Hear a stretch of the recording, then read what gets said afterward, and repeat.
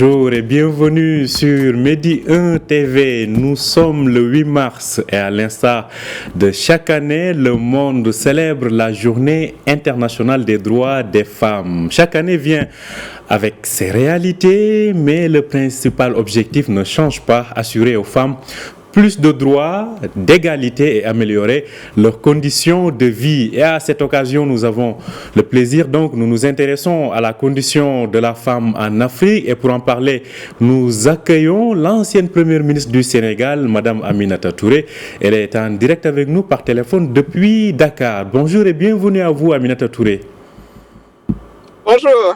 Alors, merci d'avoir accepté notre invitation. Aujourd'hui, comme je le disais à l'instant, c'est la Journée internationale des droits des femmes. Et en Afrique, on a l'habitude de voir ces femmes qui ont percé.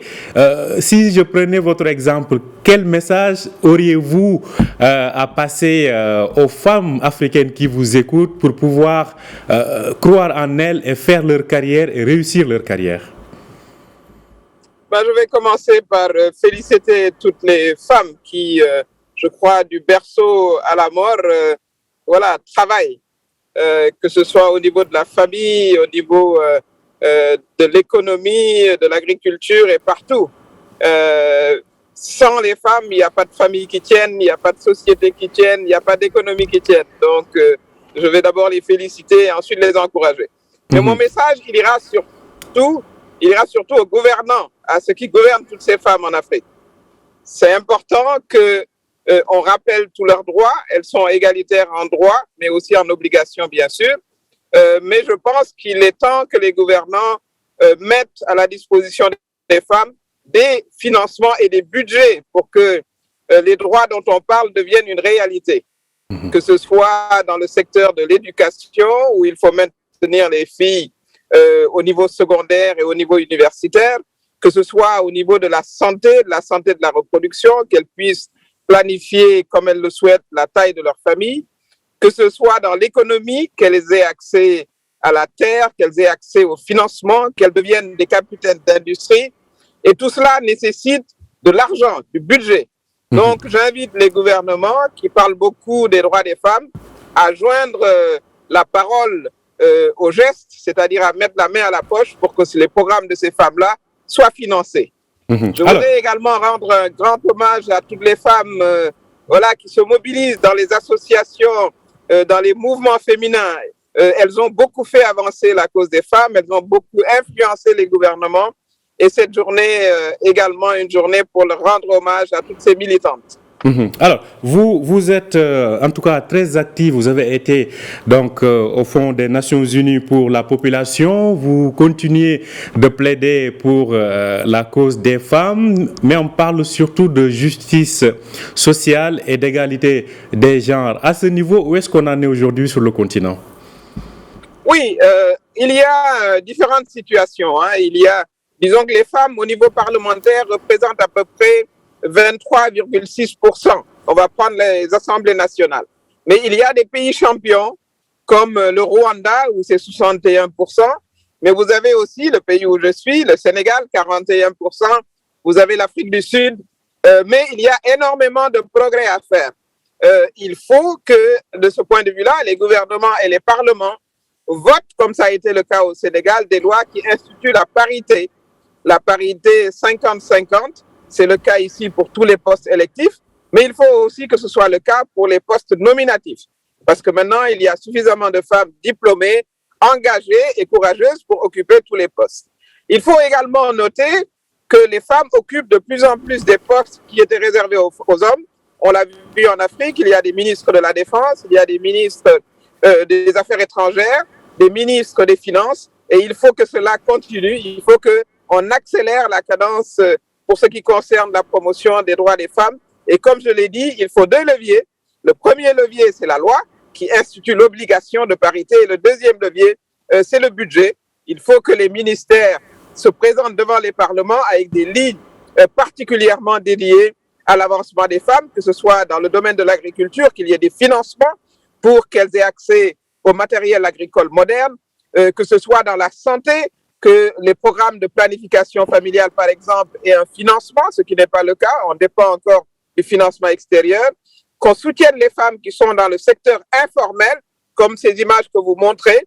Vous avez par exemple au Togo les fameuses Nana Benz qui sont des millionnaires qui se sont enrichis dans l'import-export du tissu.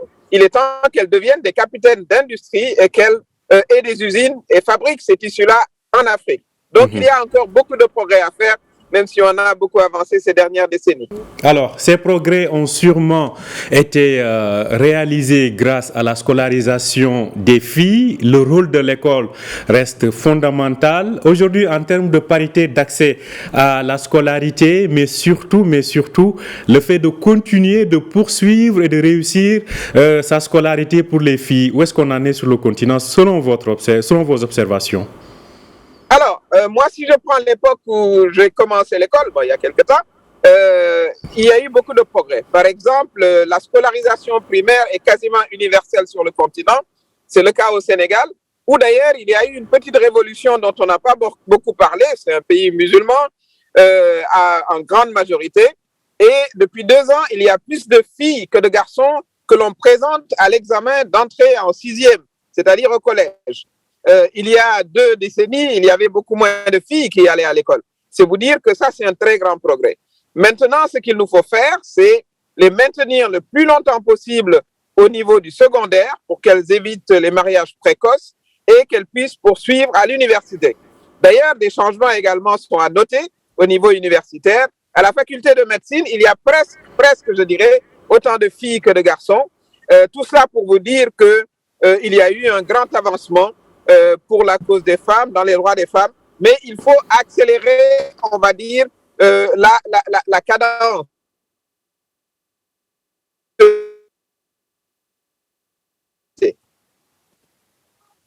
Alors, il me semble qu'on a quelques problèmes de son avec Aminata Touré qui nous parlait donc de la scolarisation des filles. Certainement, on ne va pas manquer de la retrouver. Donc, on a évoqué pas mal de points. Allez-y, Madame la Première ministre. On était en train d'expliquer que dans le domaine de l'éducation primaire, on a presque l'éducation universelle. Il faut maintenant passer à l'éducation secondaire et universitaire. Et pour cela, il faut qu'on puisse aussi vraiment lutter contre les mariages précoces. Favoriser la création d'internats pour que les filles aient les moyens de poursuivre leur scolarité. Il faut soutenir également les parents à travers des bourses pour que les filles restent à l'école. Ça, c'est un objectif stratégique extrêmement important. L'éducation, effectivement, encore l'éducation des filles. Alors, après l'éducation, il y a les débouchés sur le plan professionnel. Qu'en est-il du taux d'emploi, mais surtout de l'exercice par les femmes ou d'accès des femmes aux postes de responsabilité? Oui, elles sont plus au chômage que les hommes, si on regarde toutes les classes d'âge. Ça, c'est la réalité des chiffres. Donc, il va falloir d'abord les orienter dans des secteurs porteurs pour l'économie. Il faut favoriser l'accès des filles au STEM, les sciences, la technologie, l'ingénierie et les mathématiques, parce que le marché de l'emploi favorise ces matières-là. Donc, il est important qu'on puisse le faire. Il y a dans certains pays l'expérience des lycées d'excellence scientifique pour les filles. Ça, c'est également des mesures discriminatoires positives à prendre. Pour ce qui concerne l'accès aux postes de décision, je l'ai dit tout à l'heure, il faut que la loi autorise ou exige plutôt la parité intégrale pour les postes de décision, que ce soit les postes électifs ou les postes nominatifs, parce que maintenant, il y a suffisamment de femmes capables d'occuper tous ces postes-là, comme je l'ai dit. Elles sont de plus en plus à des postes comme ministre de la Défense, des Affaires étrangères, des Finances, etc. Donc, on n'a plus l'argument de dire qu'il n'y a pas assez de femmes. Cet argument ne tient plus. Donc, cette exigence d'égalité, telle que reconnue par nos constitutions, doit être matérialisée par la loi. Donc, une exigence constitutionnelle à concrétiser. Alors, cela nous pousse aussi à nous interroger sur l'impact de la pandémie sur globalement la condition de la femme en Afrique. Depuis maintenant bientôt, en tout cas, 2 ans ou plus, on vit sous cette pandémie. Quel a été son impact sur la condition, le quotidien des femmes africaines? Elles ont ressenti l'impact plus que tout le monde, puisque avec les mesures de limitation des déplacements. En Afrique, beaucoup de femmes travaillent dans le secteur informel. Il a fallu à un moment important. Il a fallu limiter les déplacements de toutes sortes. Cela a porté atteinte à leurs revenus de manière très claire. Parce que, comme je le dis, elles sont majoritaires dans les activités informelles. Et lorsqu'elles n'ont plus la possibilité, comme ça a été le cas pendant une longue période, de se déplacer pour de bonnes raisons, parce qu'il fallait limiter les déplacements pour contenir la pandémie, eh ben, la conséquence sur elles, ça a été une réduction de leurs revenus. Il faut que les États, justement, en tiennent compte dans les budgets à venir pour qu'elles puissent retrouver la plénitude de leurs activités économiques. Il y a eu dans beaucoup de pays des programmes d'appui de toutes sortes, des appuis alimentaires, des appuis économiques, mais je pense que c'est le moment, justement, et je reviens à la question budgétaire, qui est pour moi une question stratégique.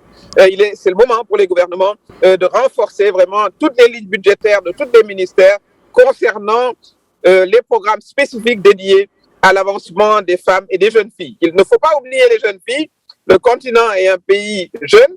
70% de la population a moins de 35 ans. Plus de la moitié est constituée de jeunes filles. Donc, lorsqu'on parle des femmes, n'oublions pas que la grande majorité sont des jeunes dames de moins de 35 ans qu'il faut soutenir dans leur lieu de travail en luttant contre les violences faites aux femmes, notamment dans les lieux de travail. C'est également souvent des lieux de violence, mais également dans les espaces publics. Qu'elles aient l'opportunité également d'accéder aux formations professionnelles et qu'elles puissent accéder également à l'emploi. Ce n'est que justice, puisque, comme on l'a dit encore une fois, nos constitutions consacrent l'égalité des droits de tous les citoyens. Alors, une dernière question, Madame Aminata Touré. Aujourd'hui, quand on parle d'Afrique, il y a certainement plusieurs, non seulement il y a plusieurs zones géographiques, mais plusieurs réalités. Globalement, si vous aviez à faire un topo, mais concentrons-nous rapidement sur l'Afrique du Nord et notamment sur le Maroc. Quel regard aussi portez-vous sur l'évolution de la femme marocaine? Ah, ben, il y a eu beaucoup d'évolutions. J'ai suivi l'évolution de la Moutawana, qui est le code de la famille, avec Sa Majesté le roi Mohamed VI, qui a vraiment poussé ces droits-là, qui a répondu à des sollicitations des associations. Je pense qu'il faut renforcer cette question-là et il faudrait, comme je l'ai dit, que la parité devienne également une réalité par la loi. Je pense qu'il y a suffisamment de femmes marocaines qui peuvent occuper tous les postes, qu'ils soient politiques, administratifs, économiques ou professionnels. Donc voilà, c'est la prochaine bataille, c'est l'institution de la parité intégrale. Et cela est possible, hein? Cela est possible parce que dans un pays musulman comme le Sénégal ou le Maroc, je pense que l'islam, contrairement à ce que beaucoup de gens pensent, favorise, encourage la promotion des femmes et ne fixe aucune limite quant à leur épanouissement. Aucune limite donc fixée quant à leur épanouissement. En tout cas, nous vous remercions énormément, Aminata Touré. Je sais que votre calendrier aujourd'hui est tellement chargé, votre agenda est chargé, vous êtes là en déplacement, mais vous avez tenu quand même à honorer votre rendez-vous avec nous sur Médien TV. On vous en remercie et nous vous souhaitons une très belle journée donc des femmes et bonne journée à vous à Dakar. Merci. Bonne journée à toutes les femmes du monde, de l'Afrique et du Maroc aussi. Nous vous émettez. Merci. Merci à vous aussi de nous avoir suivis. Je rappelle que vous pouvez retrouver cet entretien sur notre site www.medianews.com. Bonne journée, bonne suite de programme sur Médien TV.